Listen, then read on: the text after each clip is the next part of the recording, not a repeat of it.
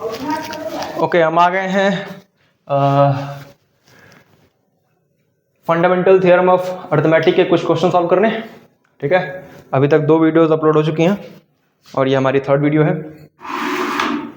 तो 3rd video में कुछ क्वेश्चंस हम देखेंगे। एक्चुअली मैंने ये वीडियो मतलब ये क्वेश्चन जो है ये पहले मैंने रिकॉर्ड कर दिए थे, लेकिन क्या हुआ कि उसमें थोड़ी वॉइस इशू आ गई थी, तो इस वजह से वो वीडियो मैंने अपलोड नहीं की। ओके ठीक है, टाइम वेस्ट अब नहीं करेंगे, स्टार्ट करते हैं। तो करना क्या क्वेश्चन में, show that the result is a composite number.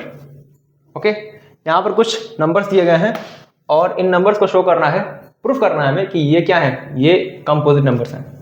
ठीक है, अब कंपोजिट नंबर हमें प्रूफ करना है तो थोड़ा समझते हैं कि कंपोजिट नंबर क्या होता है। तो कंपोजिट नंबर क्या होता है समझते हैं। कंपोजिट नंबर ऐसे नंबर्स होते हैं जिनके मोर देन 2 फैक्टर्स होते हैं, जिसके मोर देन 2 फैक्टर्स होते हैं। ओके, किसी नंबर को कंपोजिट नंबर कब बोलेंगे, किसी नंबर को कंपोजिट नंबर तब बोलेंगे जब उसके 2 से ज़्यादा फैक्टर हों। अच्छा, मिनिमम कितने फैक्टर होंगे तब हम बोल देंगे कि ये नंबर कंपोजिट नंबर है। मिनिमम 3 फैक्टर्स होने चाहिए, मोर देन 2 मतलब मिनिमम कितना फैक्टर होना चाहिए, 3 फैक्टर। तो अगर 3 फैक्टर है, कम से कम 3 फैक्टर्स हैं, तो हम क्या कह देंगे, ये नंबर हमारा क्या है, ये नंबर हमारा कंपोजिट नंबर है। तो इन नंबर्स को अगर हमें प्रूफ करना है कि ये कंपोजिट नंबर है, अगर हम ये प्रूफ कर दें कि इनके 3 फैक्टर्स हैं, या फिर ये प्रूफ कर दें इनके 2 से ज्यादा फैक्टर हैं, ओके, तो ये जो नंबर्स लिखे हुए हैं ये क्या हो जाएंगे, कंपोजिट नंबर प्रूफ हो जाएंगे।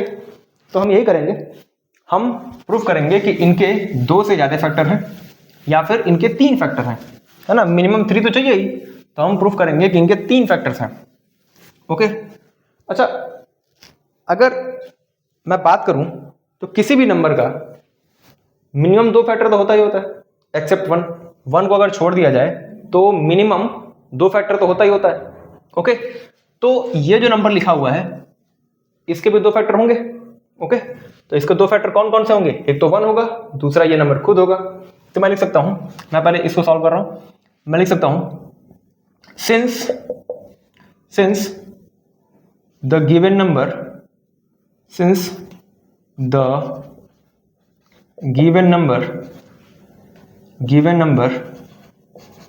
already has 2 फैक्टर्स, है ना, 2 फैक्टर्स तो ऑलरेडी इसके हैं, कौन कौन से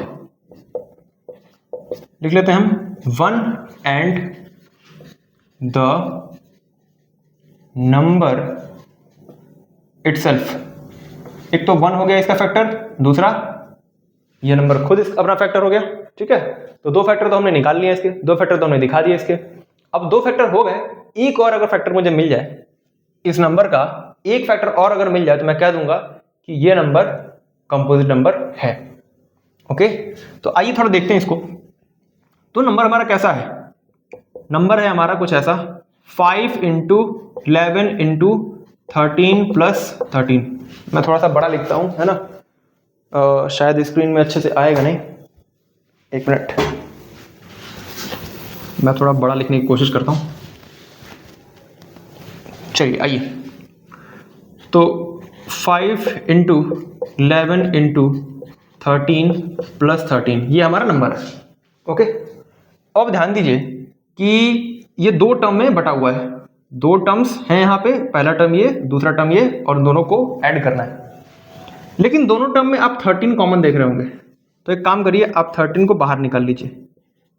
13 अगर बाहर आ जाएगा तो यहाँ क्या बचेगा, यहाँ बचेगा 5 × 11, और यहाँ क्या बच जाएगा, यहाँ मिलेगा हमें 1। ओके, 13 को हमने जब कॉमन निकाल लिया तो हमें क्या मिल गया, हमें ये मिल गया 5 × 11 + 1। अब ध्यान से मेरी बात सुनिएगा, ये जो नंबर है ये कैसा दिख रहा है, ये ऐसे दिख रहा है 13 × दिस मच। 13 एक टर्म हो गया और ये पूरा पूरा एक अलग टर्म हो गया। अब मुझे जरूरत नहीं है कि मैं इसको पूरा सॉल्व करूं और आगे सॉल्व करने के बाद जो नंबर आए उसके फैक्टर निकालने की मैं कोशिश करूं, उतना मुझे नहीं करना है। मुझे बस ये देखना है कि ये जो नंबर है कैसे लिखा गया है। पहला पार्ट 13, दूसरा पार्ट ये पूरा। इसका मतलब कि ये जो नंबर है इसका कोई फैक्टर हो या ना हो, लेकिन एक फैक्टर तो 13 है और दूसरा फैक्टर ये है। बात समझ में आ रही है मैं क्या कह रहा हूं? मैं ये कह रहा हूं कि ये जो नंबर है कैसे लिखा हुआ है, 13 इंटू दिस मच। ओके, तो अगर 13 इंटू दिस मच है तो इसके दो फैक्टर तो मुझे साफ साफ दिख रहे हैं। कौन कौन से? एक 13, दूसरा ये 13 मुझे क्लियर दिख रहा है और ये मुझे सॉल्व करना पड़ेगा। लेकिन मुझे सॉल्व करने की जरूरत क्या है? मुझे बस एक और फैक्टर चाहिए। दो फैक्टर तो मैं पहले ही निकाल चुका हूं, एक 1 और दूसरा द नंबर इटसेल्फ। मुझे नंबर लिखना थोड़ी है, मुझे बस ये बताना है कि इसके फैक्टर हैं ये। ओके, तो पहला 1 हो गया, दूसरा नंबर इटसेल्फ हो गया, और यहां पर मैं कह सकता हूं कि 13 भी एक फैक्टर है। तो 3 फैक्टर हो गए ना, 3 फैक्टर हो गए।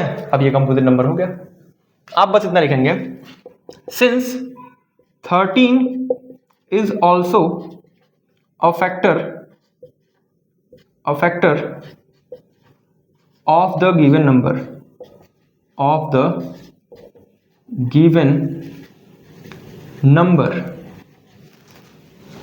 now we have found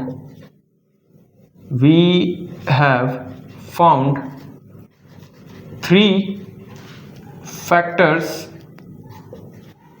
देखो 3 फैक्टर्स भी लिख सकते हो या फिर मोर देन 2 फैक्टर भी लिख सकते हो, कोई दिक्कत नहीं। We have found 3 factors, therefore the given number is a composite number, therefore the given number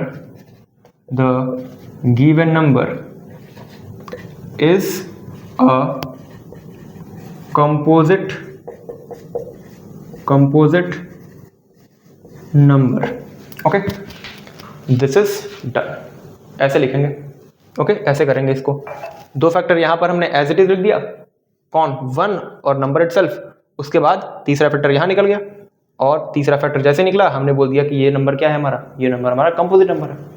okay, घिसी पिटी चीजें आप ये भी कर सकते हैं कि आप इसको मल्टीप्लाई करिए, फिर जो आता है नंबर उसको इसमें प्लस कीजिए, प्लस करने के बाद उसका प्राइम फैक्टराइजेशन निकालिए, प्राइम फैक्टराइजेशन निकालने के बाद फिर सॉल्व करके बता दीजिए। प्राइम फैक्टराइजेशन निकालिए, उसमें जो नंबर्स निकलेंगे उनको फैक्टर बता दीजिए, वो भी हो सकता है ना। लंबे तरीके से जाने का मन है वो भी कर लीजिए। ओके, बाकी लॉजिक तो ये कहता है। ठीक है, पॉज करते हैं अब इसको। ओके, पिछले क्वेश्चन में मैंने दो क्वेश्चन लिखा था, है ना। एक ही में दो क्वेश्चन था, तो यहाँ वाला जो क्वेश्चन था ना, इसके पिछले क्वेश्चन में, इसमें नहीं, उसको मैंने छोड़ दिया है। ठीक है, उसको आप खुद से करिएगा, आसान है वो। इसमें हमने 13 कॉमन लिया था, उसमें 5 कॉमन लेना था। ठीक है, सेम टाइप का क्वेश्चन लेकर के टाइम की वेस्ट करना है ना, वीडियो बहुत ज़्यादा लंबी हो जाएगी। आइए कुछ नया सीखते हैं। तो इसमें क्या करना है, find the HCF and LCM of 612 and 1314 using prime factorisation. हमें प्राइम फैक्टराइजेशन मेथड का यूज करना है और हमें LCM और HCF फाइंड करना है इन दो नंबर्स का। ठीक है, ओके, तो LCM फाइंड करना है, HCF फाइंड करना है, बच्चों वाला खेल है, लेकिन हल्का सा प्राइम फैक्टराइजेशन मेथड का यूज करेंगे। ओके, और सॉल्व करेंगे इसको। देखिए कुछ इसमें नया नहीं है। ठीक है, 612 और 1314 का LCM और HCF आप आराम से निकाल सकते हैं। ठीक है, यहां पर हम क्या करेंगे, हम प्राइम फैक्टराइजेशन मेथड को जब यूज करेंगे तो थोड़ा सा हमारा कॉन्सेप्ट जो है वो ज्यादा स्ट्रांग होगा, और ज्यादा कुछ होगा नहीं यहाँ पे, है ना। मेथड वही रहेगा, सब कुछ वही रहेगा। आप पुराने मेथड से जो LCM HCF निकालेंगे वो जो आएगा वो भी वही आएगा। ओके, और यहाँ पर जो LCM HCF निकाला जाएगा सेम वैल्यू आएगी, बट हल्का सा कॉन्सेप्ट स्ट्रांग होगा। आइए, तो हमें क्या करना है, हमें प्राइम फैक्टराइजेशन मेथड का यूज करना है। तो हम सबसे पहले क्या करेंगे, ये जो दो गिवन नंबर्स हैं 612 और 1314, इन दोनों नंबर्स का प्राइम फैक्टराइजेशन करेंगे और इनको इनके प्राइम फैक्टर्स के प्रोडक्ट के फॉर्म में लिखेंगे। ठीक है, वही फंडामेंटल थ्योरम ऑफ अरिथमेटिक। आइए लगाते हैं इसको। तो 612 है और 1314 है। अब मुझे ये बताइए, क्या मैं 612 का प्राइम फैक्टराइजेशन निकाल सकता हूँ? बिल्कुल निकाल सकता हूँ। पहले 2 से डिवाइड करूंगा तो ये 306 आ जाएगा। फिर 2 से डिवाइड करूँगा 15 3 आ जाएगा, मतलब 153। फिर ये किससे डिवाइड हो रहा है सोचिए, 2 से तो डिवाइड होता नहीं है, 3 से चेक करते हैं। 3 से डिवाइड होने के लिए क्या करना पड़ेगा, चेक करना पड़ेगा कि क्या इसका डिजिटल सम 3 से डिवाइड हो रहा है ना। ये छोटी छोटी बातें आपने पढ़ी होंगी। 3 से डिवाइड करने के लिए क्या करेंगे, 1 + 5 6 हो गया, 6 + 3 9 हो गया। क्या 9 3 से डिवाइड हो रहा है? अगर 9 डिवाइड हो रहा है तो ये भी डिवाइड होगा। 3 से डिवाइड करेंगे 5 और 1 15 हो जाएगा। अगेन 2 से डिवाइड नहीं हो रहा है, 3 से चेक करते हैं। 1 और 5 ऐड करेंगे कितना आएगा, 6। 6 is divisible by 3, therefore it is also divisible by 3। ये 17 आ जाएगा। 17 एक प्राइम नंबर है तो डिवाइड कर देंगे तो 1 आ जाएगा। क्लियर है? तो हमें 612 का प्राइम फैक्टराइजेशन क्लियर दिख रहा है। 2 × 2 × 3 × 3 × 17। ओके, ऐसे ही सेम तरीके से हम क्या करेंगे, हम 1314 का भी प्राइम फैक्टराइजेशन करेंगे। 2 से करेंगे 6 5 और 7। ओके, फिर देखिए वही 2 से डिवाइड हो नहीं रहा है तो किससे चेक करेंगे, 3 से। 3 से डिवाइड होने के लिए क्या करना पड़ेगा, 6 और 5 11, 11 और 7 18। क्या 18 डिवाइड होता है 3 से? बिल्कुल होता है। तो ये पूरा नंबर डिवाइड हो जाएगा। 2 आ जाएगा यहाँ पर 1 आ जाएगा, यहाँ पर 9 आ जाएगा। ओके, 219 2 से डिवाइड नहीं होने वाला, 3 से चेक करते हैं। तो 2 + 1 3, 3 और 9 12। क्या 12 डिवाइड होता है 3 से? बिल्कुल होता है, तो ये भी डिवाइड हो जाएगा। 7 और ये 3। अब 73 एक प्राइम नंबर है तो 73 को 73 से ही डिवाइड करना पड़ेगा। ये आ गया हमारा 1314 का प्राइम फैक्टराइजेशन। ओके, तो हम क्या लिखेंगे इसे, हम इसे लिख देंगे 2 × 3 × 3 × 73। हमने अभी तक क्या किया है, 612 और 1314 को हमने उसके प्राइम फैक्टर्स के प्रोडक्ट के फॉर्म में लिखा है। That is it. इसके अलावा हमने अभी तक कुछ नहीं किया है। अब हम देखते हैं कि इसका एलसीएम और इसका एचसीएफ कैसे फाइंड करेंगे हम लोग यूजिंग दिस मेथड।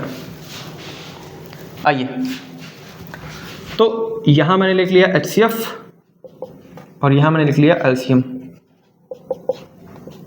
ध्यान से सुनिएगा, कुछ टफ नहीं है।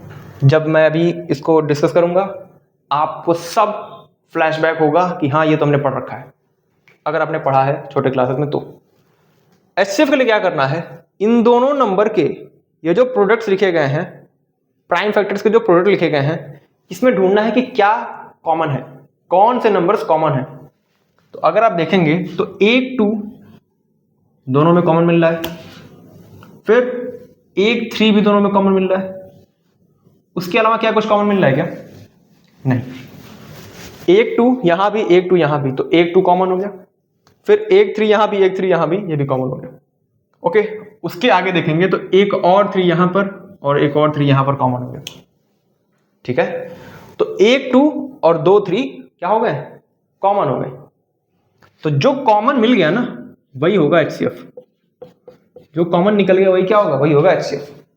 ओके, अब इसको सॉल्व करेंगे, आंसर आ जाएगा एचसीएफ का, मतलब एचसीएफ की वैल्यू आ जाएगी। अब बात करते हैं एलसीएम की। तो एलसीएम में ना हमेशा एचसीएफ तो होता ही होता है, मतलब जो कॉमन निकाला है वो तो लिखना ही पड़ेगा, वो तो एलसीएम में इंक्लूड करना ही पड़ेगा। कर लिया इंक्लूड। आगे क्या करेंगे, अब 612 में हमने जो कॉमन लिया है उसको छोड़कर क्या बच गया, अगर हमने जो कॉमन लिया है उसकी बात ना करें, उसे हटा दें, तो क्या बच गया हमारे पास, 2 बच गया और 17 बच गया। ओके, 2 और 17 को भी यहां पर हम लोग इंक्लूड कर लेंगे। वही सेम चीज यहां पे, कॉमन क्या निकाल लिया था, 2 निकाल लिया था, 3 और 3 निकाल लिया था, बचा क्या 73 को हमने यहां पर इंक्लूड कर लिया। ये हमारा आ गया एलसीएम। ठीक है, बेसिकली इसका जो कॉन्सेप्ट है वो क्या है, कॉन्सेप्ट ये है कि एलसीएम में ये 612 के सारे प्राइम फैक्टर्स होने चाहिए और 1314 इसके भी फैक्टर्स होने चाहिए, और उतना ही होना चाहिए, उससे ज्यादा नहीं होना चाहिए, उससे कम नहीं होना चाहिए।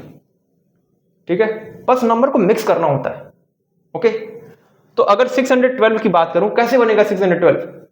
612 के लिए 2 बार 2 इंक्लूड करना है, 2 बार 3 इंक्लूड करना है, एक 17 इंक्लूड करना है। ये रहा 2 बार 2, ये रहा 2 बार 3 और ये रहा 17, बन गया 612। ओके, फिर अगर मुझे बात करनी है 1314 की, तो उसके लिए मुझे क्या चाहिए, एक 2 चाहिए, 2 3 चाहिए, एक 73 चाहिए। एक 2 यहां पर है, 2 3 यहां पर है और 73 यहां पर है।